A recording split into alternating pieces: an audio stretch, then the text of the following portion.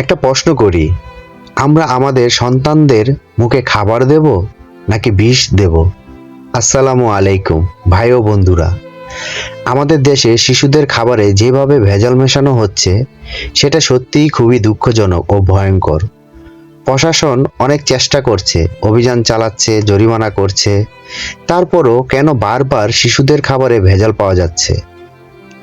আমরা তাহলে আমাদের সন্তানদের কি খাওয়াবো? আমি সরকারের কাছে বিনীতভাবে দৃষ্টি আকর্ষণ করছি, যারা জেনে শুনে শিশুদের খাবারে ক্ষতিকারক ভেজাল মেশায় তাদের বিরুদ্ধে কঠোরতম আইনগত ব্যবস্থা নেওয়া হোক। কারণ একটা কথা মনে রাখা দরকার, আপনি যে খাবারে ভেজাল মেশাচ্ছেন সেই খাবারই তো কোনো একদিন আপনার নিজের সন্তানও খেতে পারে। তাহলে আপনার কি ঘরে সন্তান নেই? আপনার কি ছোট বাচ্চা নেই?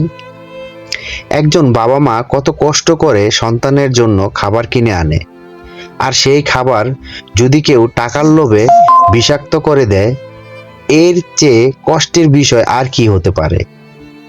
শিশুদের খাবার নিয়ে কোনো আফসোস নেই, ভেজালকারীদের বিরুদ্ধে কঠোর ব্যবস্থা চাই। আমাদের সন্তানদের নিরাপদ খাবার দেওয়া নিশ্চিত করা রাষ্ট্র ও সমাজ সবার দায়িত্ব। আপনার সন্তানকে আপনি কি খাওয়াবেন? এই প্রশ্নটা আজ শুধু আমার নয়, আমাদের সবাইয়ের।